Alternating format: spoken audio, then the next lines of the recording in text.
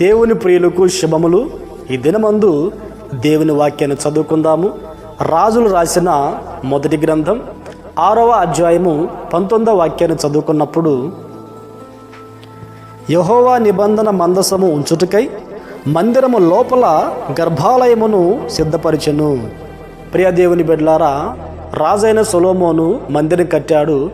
మందిరము లోపల గర్భాలయమును సిద్ధపరిచాడు.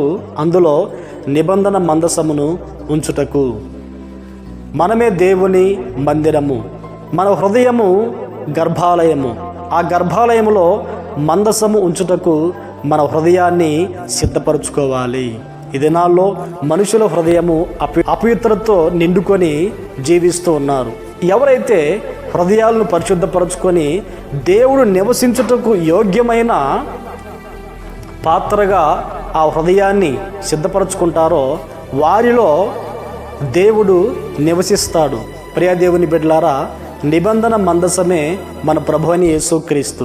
ఆ ప్రభు అయిన యేసుక్రీస్తు హృదయములో నివసించినప్పుడు మన జీవితానికి, మన ఆత్మీయ జీవితానికి ఎంతో ఆశీర్వాదకరంగా ఉంటుంది. ఎందుకు అంటే, యేసుక్రీస్తు మనలో ఉంటే చిగురిస్తాము.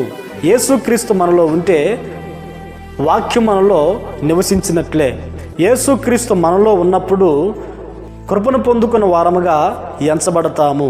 కృపను పొందుకొని దేవుని వాక్యం మనలో నివసించినప్పుడు చిగురించి ఫలించే అనుభవంలో మనము ఉన్నప్పుడు పరలోక రాజ్యానికి సిద్ధపడతాము. ఆమేన్, ఆమేన్.